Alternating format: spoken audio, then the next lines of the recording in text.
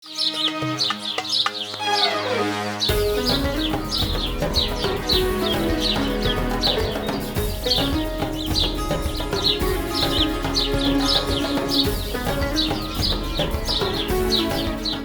پور خانیوال میں ہمارے بزرگ گزرے ہیں سید امین شاہ صاحب رحمۃ اللہ علیہ۔ یہ وہ شخصیت ہیں جنہوں نے علماء دیوبند کے عقائد و نظریات پر خوب محنت کی ہے اور آج تک ان کا نام روشن ہے۔ جس نے بھی کلمہ حق کہا، عقیدہ حق، نظریہ حق پیش کیا، اللہ نے اس کے فیض کو جاری کیا ہے، اور جو مداہنت سے کام لیتا ہے اسے یاد کرنے والے کوئی نہیں ہوتے۔ آج دنیا میں تحریکیں چل رہی ہیں اور بہت ساری تحریکیں ایسی ہیں جو علماء حق کو بدنام کرنے کے لیے ہیں، اور بہت ساری تحریکیں ایسی ہیں جو ان کی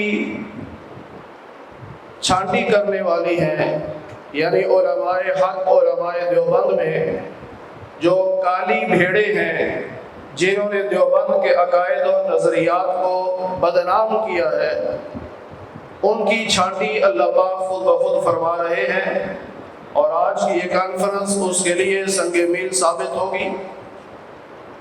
میں اس وقت اپنے مہمان سید معاویہ شاہ صاحب امجد دامت برکاتہم سے ملتمس ہوں کہ وہ تشریف لائیں اور عقائد و نظریات کے حوالے سے گفتگو فرمائیں۔ سید معاویہ شاہ صاحب دامت برکاتہم العالیہ جو سید امین شاہ صاحب رحمۃ اللہ علیہ کے فرزند ارجمند ہیں۔ الحمدللہ وحدہ والصلاة والسلام علی من لا نبی بعدہ صلی اللہ تعالی علیہ وعلی آلہ واصحابہ الذین اوفوا عہدہ، اما بعد فاستعیذ باللہ السمیع العلیم من الشیطان الرجیم، بسم اللہ الرحمن الرحیم۔ یا ایہا الذین آمنوا اتقوا اللہ وکونوا مع الصادقین، صدق اللہ خالقنا العظیم۔ وقال النبی صلی اللہ تعالی علیہ وآلہ وسلم المرء مع من احب، او کما قال صلی اللہ علیہ وسلم۔ ذوق شوق عقیدت محبت سے درود شریف پڑھ لیں۔ اللہم صلی علی سیدنا و مولانا محمد وعلی آل سیدنا و مولانا محمد وبارک وسلم وصلی علیہ۔ بزرگان محترم، حضرات علماء کرام، معزز سامعین و حاضرین، میں میزبان محترم آپ کی اس جامع مسجد کے امام و خطیب اور ادارہ کے مدیر حضرت مولانا عبدالشکور حقانی صاحب دامت برکاتہم کا شکریہ ادا کرتا ہوں کہ اس مبارک محفل میں مجھے بھی حاضری کے لیے حکم فرمایا، شرکت کی سعادت بخشی۔ یقیناً یہ اصلی حسینیوں کی محفل ہے۔ اللہ تعالی ہمارا حشر بھی امام حسین رضی اللہ تعالیٰ عنہ کے ساتھ اور ان کے نانا پاک کے قدموں میں فرمائے، آمین آمین۔ اس پرفتن دور میں خالص عقیدہ اور نظریہ پر بہت کم گفتگو کی جاتی ہے۔ جو بنیادی چیزیں ہیں عقیدہ کی، ہمیں اس کے بارے میں بھی علم نہیں ہے۔ ہمارا جو اصل نام ہے، ہمیں اپنے نام کا بھی تعارف نہیں ہے کہ ہمارا یہ نام کس لیے ہے، کس وجہ سے ہے، اس کا پس منظر کیا ہے۔ مثال کے طور پر ہم اپنے آپ کو اہل سنت والجماعت کہتے ہیں، تو اکثر سنی ساتھیوں کو اس نام کا بھی پتہ نہیں کہ اس نام کا پس منظر کیا ہے۔ ہم کیوں اپنے آپ کو اہل سنت کہتے ہیں؟ والجماعت سے مراد کیا ہے؟ آج کل لوگ غلط فہمیاں زیادہ ڈالتے ہیں، خاص کر علماء کے بارے میں اور اہل حق علماء کے بارے میں۔ تو کئی ساتھی پوچھنے کے لیے آتے رہتے ہیں سرکاری لوگ۔ تو ایک سرکاری بندے نے مجھ سے سوال کیا کہ آپ اہل و سنت ہیں یا والجماعت ہیں؟ آپ صرف اہل و سنت ہیں یا والجماعت بھی ساتھ ہیں؟ یعنی اس بیچارے کو پتہ ہی نہیں ہے کہ اہل و سنت والجماعت کا مقصد کیا ہے یا یہ نام کیا ہے۔ تو اہل و سنت سے مقصد سنت رسول، جماعت سے مقصد جماعت رسول، کہ پاک نبی کے پاک فرمان کی تشریح وہی معتبر ہوگی جو پاک جماعت صحابہ نے کی ہے، اور اللہ نے ہمیں یہ ایک الہامی نام دیا ہے۔ سرکار دو عالم سب کہہ دیجیے صلی اللہ علیہ وآلہ وسلم۔ آج شب جمعہ بھی ہے نا بھائی، سرکار کا فرمان ہے کہ نور والی رات میں، چمکتی رات میں، چمکتے دن میں مجھ پہ دروشی پڑھا کرو بھائی۔ تو جتنا ہو سکے بھائی، جتنی مرتبہ ہو سکے آپ پہ دروشی بھی کثرت کی جائے۔ سرکار انشاءاللہ راضی ہوں گے اور یہ دروشی بھی ہمارے کام آئے گا انشاءاللہ۔ کوئی ایک عمل بھی اگر اللہ قبول کر لیں ہماری بخشش کا ذریعہ ہو سکتا ہے، ایسے ہے کہ اللہ نے کس نیکی پر بخشنا ہے اس نیکی کو چھپایا ہوا ہے، کس گناہ پہ پکڑنا اللہ نے اس گناہ کو بھی چھپایا ہوا ہے۔ اس لیے ہر نیکی کے کرنے کی کوشش کی جائے، ہر نیک کا ساتھ دینے کی کوشش کی جائے، ہر بدی اور ہر بد سے، ہر باطل سے بچنے کی کوشش کی جائے۔ تو جتنا ہو سکے جب بھی سرکار کا نام ہے تو آپ نے کیا پڑھنا ہے؟ صلی اللہ علیہ وسلم۔ یہ محفل قبول ہو جائے، یہ آپ کی نشست قبول ہو جائے، خالصتاً حق کے لیے، حق کے نظریہ کو بلند کرنے کے لیے آپ یہاں سارے جمع ہیں، تو اسی کو اللہ ہماری بخشش کا ذریعہ بنا سکتے ہیں۔ کمتر مرحوم کو جب اللہ نے اپنے گھر کی حاضری بخشی تو برجستہ وہاں عرض کیا، اگر تیرے دیوانے یوں لوٹ جائیں، اگر تیرے دیوانے یوں لوٹ جائیں، یہ در کس لیے ہے، یہ گھر کس لیے ہے؟ اگر تو نے میرا مقدر نہ بدلا، بتا پھر یہ کامل نظر کس لیے ہے؟ تو اللہ تعالیٰ کی رحمت وہ بخشنے کے بہانے تلاش کرتی ہے بھائی۔ امام شافعی رحمہ اللہ امام بھی تھے، وقت کے مجدد بھی لکھا ان کو، بہت نسبتوں والے تھے۔ تو وفات شریف کے بعد کسی نے پوچھا کہ اللہ پاک نے آپ کو کس عمل کی برکت سے بخشا ہے؟ فقہ کے امام تھے، کتنے لوگوں کی تربیت فرمائی، اصلاح فرمائی، اور کتنا کچھ آپ نے دین کی نسبت سے خدمات اسلام کے حوالہ سے کارنامے سے انجام دیے۔ تو جواب ارشاد فرمایا، مجھے تو ایک درود شریف کی برکت سے رب نے بخش دیا ہے۔ اللہم صلی علی محمد کلما ذکرہ الذاکرون وصلی علی محمد کلما غفل عن ذکرہ الغافلون۔ اس ایک درود شریف کی برکت سے رب نے مجھے بخش دیا۔ تو بھائی بہت احتیاط کرنی چاہیے، ہر نیکی کے کام میں بڑھ چڑھ کے حصہ ملانا چاہیے، کوشش کرنی چاہیے۔ اور ہمارا ایمان اور عقیدہ ہے کہ دور سے درود شریف پڑھو تو فرشتے پہنچاتے ہیں، روضے پاک پہ سرکار خود سنتے ہیں۔ دور والے کا نام لے کر ولدیت کے ساتھ آقا کے حضور حاضری لگوائی جاتی ہے، اس سے بڑھ کر کیا بڑی سعادت ہوگی۔ ہمارے دادا پیر، دادا استاد شیخ العرب والعجم سید حسین احمد مدنی نور اللہ مرقدہ کے بارے میں آتا ہے کہ خواب میں آقا دو عالم صلی اللہ علیہ وآلہ وسلم کی زیارت شریف ہوتی ہے۔ دیکھا کہ سرکار تشریف فرما ہیں، جلوہ افروز ہیں، ساتھ اصحاب بھی ہیں اور اولیاء اللہ بھی ہیں، ائمہ کرام بھی ہیں، کتنے آپ کے پیارے امتی اور مقبول محبوب شخصیات وہاں جمع ہیں، اور سب خوش ہیں کہ آج ہم اپنے شہزادے مدنی سے ملاقات کر رہے ہیں اور وہ بھی ہماری محفل میں موجود ہیں، اور سب کی وہ رحمت والی اور محبت والی شفقت بھری نگاہیں حضرت شیخ مدنی پر ہیں۔ حضرت شیخ مدنی نور اللہ مرقدہ نے اپنے نانا پاک آقا دو عالم صلی اللہ علیہ وسلم سے عرض کیا، آقا آپ کا میں نواسہ ہوں اور بڑا روحانی ایک مختصر رشتہ ہے، مقام حضوری آپ کو حاصل تھا، تو یہ باقی حضرات کیوں مجھ پہ زیادہ شفیق نظر آ رہے ہیں، مہربان نظر آ رہے ہیں؟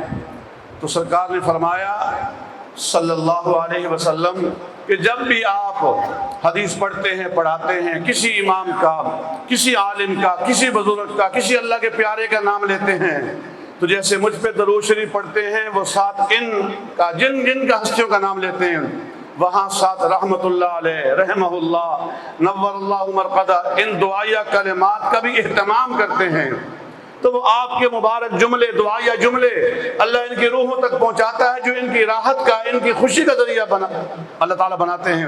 تو آج یہ سارے آپ پر خوش ہیں کہ مدنی بیٹا ہمیں یاد رکھتا ہے، ہمیں بھولتا نہیں ہے۔ تو جب آپ اندازہ فرمائیں، اولیاء اللہ کی روحیں خوش ہوتی ہیں، ان تک ایک امتی کیا جو ایصال ثواب کا طریقہ ہے اللہ ان تک پہنچاتے ہیں، تو آقا دو عالم کتنے خوش ہوں گے بھائی۔ آج ہمارا یہ جو سلسلہ باطل لوگوں کا بڑھ رہا ہے، پھیل رہا ہے، اور وہ فائدہ اٹھا رہے ہیں ہماری کمزوری سے، اس کی وجہ یہی ہے کہ آج ہمارا روحانیت والا جو سلسلہ ہے وہ بالکل ختم ہو چکا ہے، روحانیت پر یقین ختم ہو چکا ہے۔ اپنی آنکھیں بند ہیں، جن کو اللہ نے آنکھیں دی ہیں ان کے پیچھے ہم چلنے کے لیے تیار نہیں ہیں۔ اس میں ایک دو مثالیں عرض کرتا ہوں، وقت بہت مختصر ہے، کابر کی بہت وسیع جو ہے وہ تعداد موجود ہے، اللہ سب کچھ خیر عطا فرمائے۔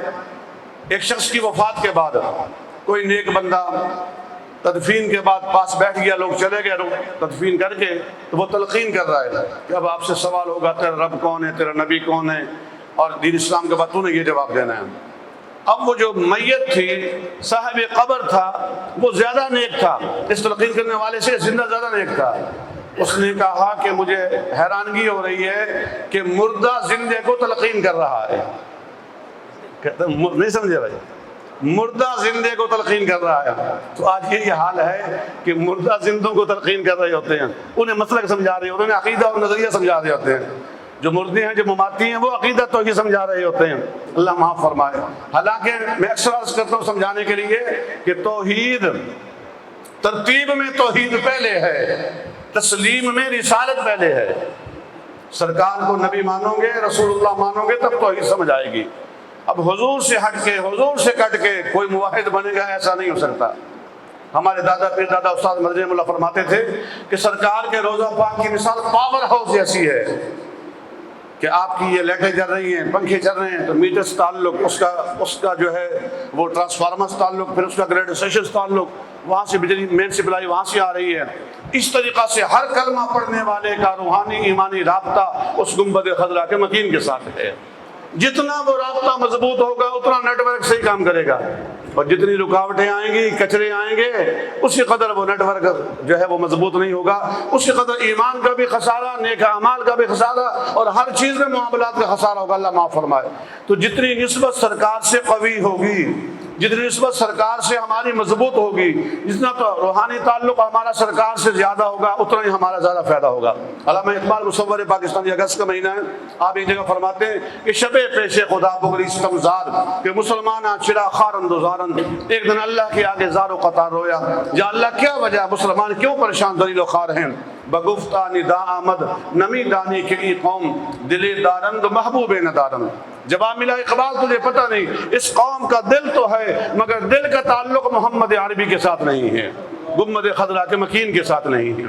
تو آج ہمارا یہی حال ہے کہ ہمارا تعلق اس گنبد خضرا کے مکین سے۔ دوسرا واقعہ مثال عرض کرتا ہوں، بات ختم کرتا ہوں۔ حضرت تھانوی رحمہ اللہ طالب علم تھے، لیکن یہ پیدائشی ولی تھے، حکیم الامت مجدد الملت رحمہ اللہ۔ تو طالب علم تھے، تو ساتھیوں کے ساتھ کسی اللہ والی قبر پہ فاتحہ خوانی کے لیے، ایصال ثواب کے لیے، دعا کے لیے حاضر ہوئے اور ایصال ثواب کیا، اور پھر وہاں سے کھڑے ہو گئے، سارے ساتھی حضرت بھی کھڑے ہو گئے۔ اب ایک طالب علم آنکھیں بند کر کے بیٹھ گیا کہ بھائی میں مراقبہ میں ہوں اور میری جو ہے وہ حضرت سے صاحب قبر سے ملاقات ہو رہی ہے، بات چیت ہو رہی ہے۔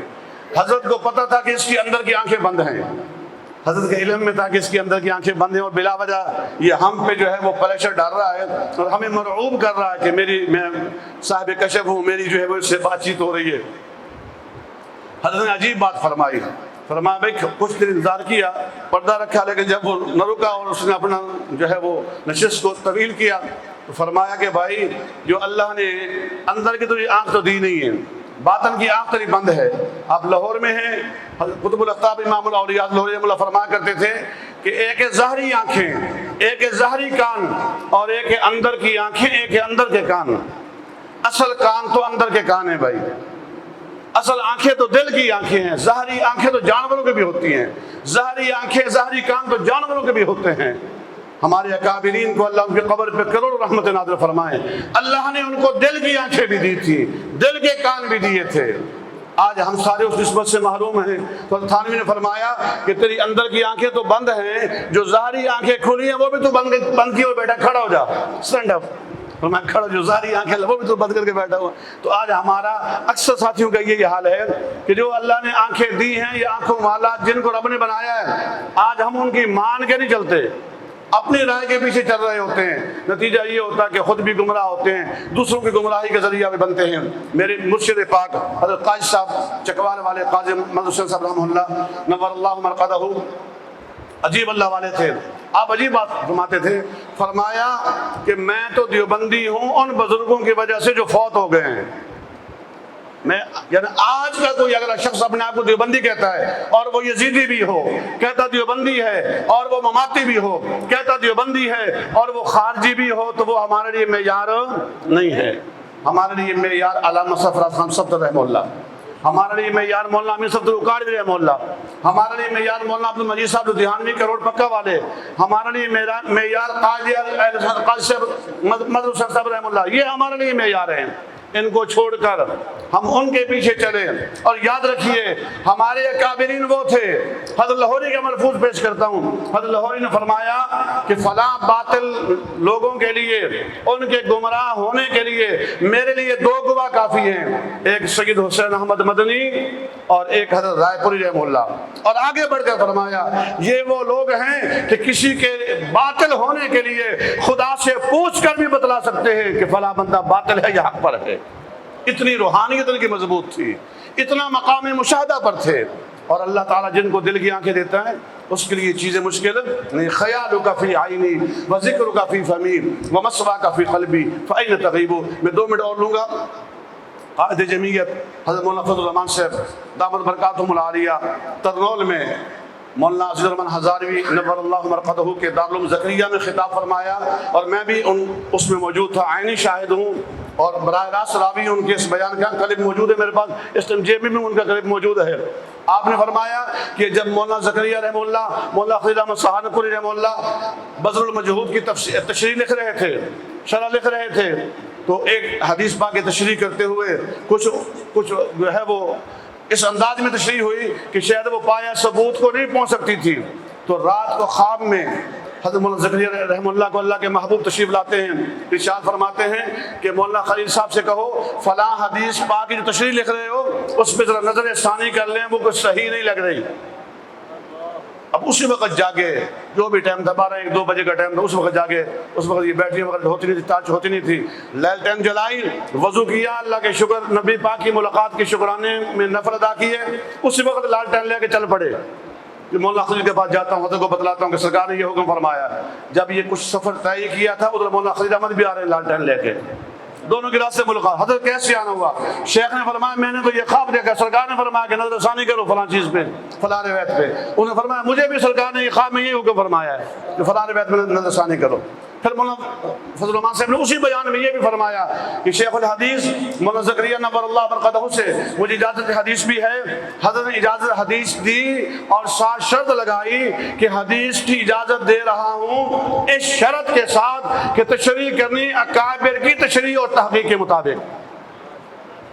آج ہم سارے مجتہد بنے ہوئے ہیں، سارے مفسر بنے ہوئے ہیں، اپنی مرضی سے تفسیریں کر رہے ہیں، اپنی مرضی تشریح کر رہے ہیں، اور اکثر وہی ہیں، یہ تو ان حضرات نے بانڈا پھوڑا ہے کہ جو باضابطہ کسی مدرسے کے فاضل بھی نہیں ہیں، کسی استاد کے سامنے شاگرد بننے کا شرف بھی حاصل نہیں ہوا، زانو تلمذ بھی طے نہیں کیے، وہ صرف وہ محمود عباسی کی کتابیں پڑھ کے یا باطل لوگوں کی کتابیں پڑھ کے اردو کی کتابیں پڑھ کے ان سے متاثر ہو کر اور وہ اپنے وقت کے مجدد بن گئے، مجتہد بن گئے، اللہ معاف فرمائے۔ تمہارا لیے پروگرام جو ہو رہا ہے یہی سمجھانے کے لیے ہو رہا ہے کہ اصل مسلک حق کا کیا ہے، اہل سنت والجماعت۔ تو میں عرض کر رہا تھا کہ وہ ساتھی کہنے لگا کہ آپ اہل سنت ہیں یا والجماعت بھی ہیں، میں نے اس کو سمجھایا کہ سنت رسول سے مراد یہ ہے، جماعت رسول سے مراد جو ہے وہ جماعت سے مراد جماعت رسول ہے۔ تو ہم سارے ما انا علیہ و اصحابی پہ چلنے والے ہیں۔ دیکھیں ایک طرف امام حسین ہیں رضی اللہ تعالیٰ عنہ اور ایک طرف باطل یزید ہے، تو ہم نے کس کا ساتھ دینا ہے بھائی؟ امام حسین کا ساتھ دینا ہے۔ پاک نبی فرماتے ہیں من سرہ ان ينظر الى رجل من اہل الجنہ فلينظر الى حسین بن علی، لوگوں آنکھوں سے جس کو جنتی دیکھنا چاہتے ہو وہ حسین کو دیکھ لے، امام حسین کو دیکھ لے، وہ جسے جنت کی سرداریاں ملی، پاک نبی کے کندھے کی سواریاں ملی۔ آج باطل اس امام عالی مقام کو چھوڑ کے یزید پلید کے پیچھے جا رہا ہے۔ اللہ معاف فرمائے، یہی جامعہ شفیع لاہور کے شیخ الحدیث مولانا ادریس صاحب کاندھلوی نور اللہ مرقدہ، ان کی چھوٹا سا کتابچہ ہے خلافت راستہ میرے پاس موجود ہے۔ اب جو نیا ایڈیشن ہے اس میں انہوں نے نکال دیا لفظ کو، تو پرانے جتنے بھی ایڈیشن تھے میرے پاس اصل میں موجود ہے پرانا، اس میں یزید صاحب پلید لکھا ہوا تھا۔